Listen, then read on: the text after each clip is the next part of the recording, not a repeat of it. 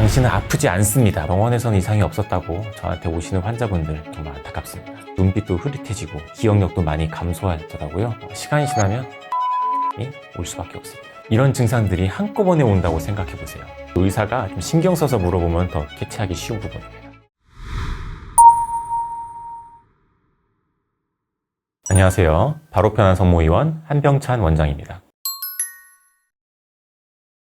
자율신경 기능 이상이 정식 용어인데요. 흔히 자율신경 실조증이라고 불립니다. 우리 몸에는 자율신경이라고 부르는 편리한 신경계가 있는데요. 우리가 뭐 손가락, 발가락 이런 데는 마음대로 움직일 수 있잖아요. 이런 건 체성신경이라고 부르고, 자율신경은 뭐 심장, 위장 같이 내 마음대로 못 움직이고 알아서 움직이는 장기를 지배하는 신경계를 말해요. 자율신경 기능 이상의 특징은 한꺼번에 온다는 건데요. 예를 들어서 온몸이 멀쩡한데 속만 쓰리다. 이러면 위장에 문제가 있을 가능성이 높겠죠. 근데 맨날 피곤하고 머리도 어지럽고 소화도 안 되고 설사하고 잠도 안 오고 두근거리고 이런 증상들이 한꺼번에 온다고 생각해 보세요.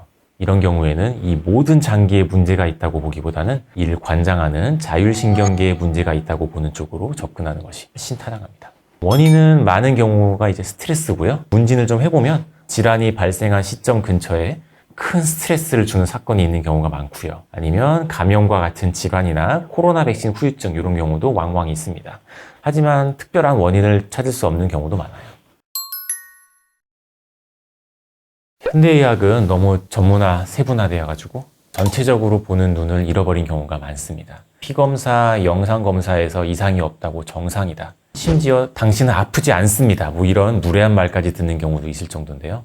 이는 가장 중요한 환자와의 교감이 사라져서 발생한 일입니다. 자율신경 실조증으로 병원에서는 이상이 없었다고 저한테 오시는 환자분들 이야기를 듣고 몸을 만져보면 제 눈에는 원인이 뚜렷하게 보이고 머릿속에서 모든 증상이 연결되면서 설명이 됩니다.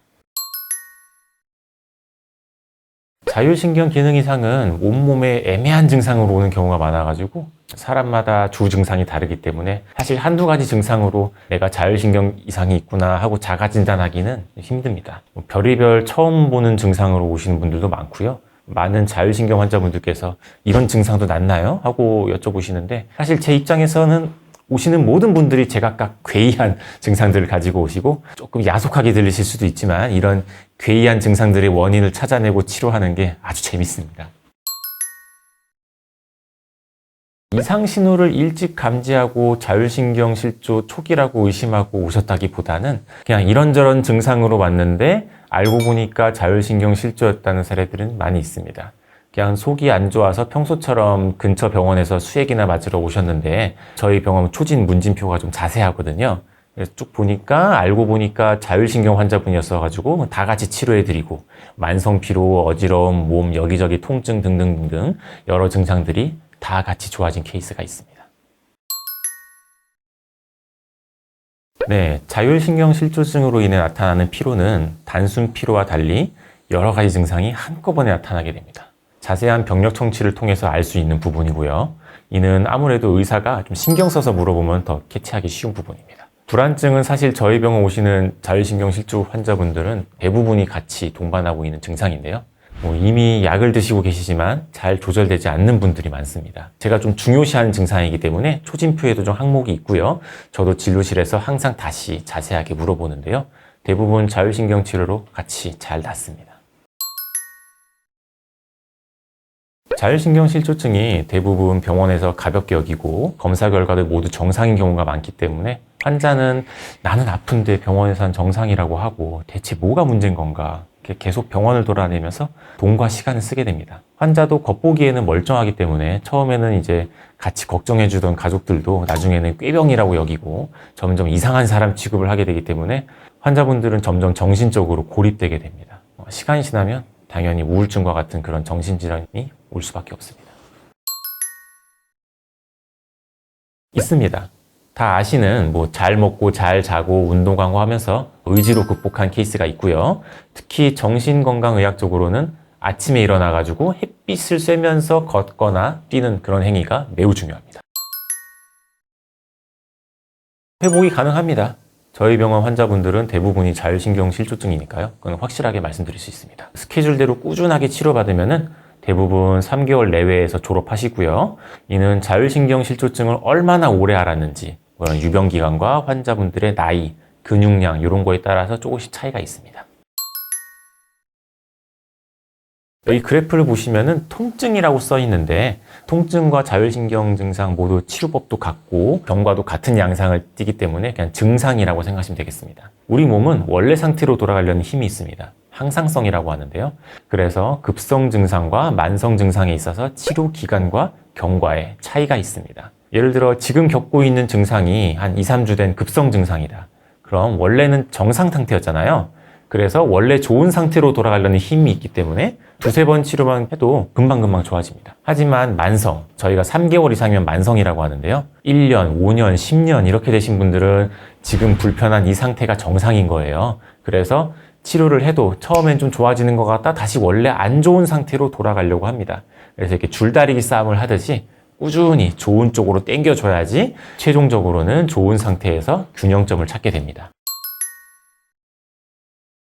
특별한 기준은 없지만 병원을 여기저기 돌다가 결국 최종적으로 정신과에서 약이 점점 늘어나가지고 10개, 20개씩 드시는 분들을 보면은 정말 안타깝습니다. 이런 분들은 치료 반응을 떠나서 약을 줄이는 거에 대한 공포가 너무 강해가지고 치료 자체를 받지 않으신 경우가 많으시더라고요. 최근에 내원하신 분인데요. 이분은 자율신경실조증 증상으로 이미 1년 전쯤에 내원해가지고 짧게 치료받으시다가 임의로 방문을 끊으셨는데요. 당시에는 치료받으면서 상태가 많이 좋아졌다고 생각을 했는데 그 이후로 우울증, 불안증 같은 정신질환이 좀 심해져가지고 결국 입원 치료까지 받으면서 굉장히 힘들어하셨어요.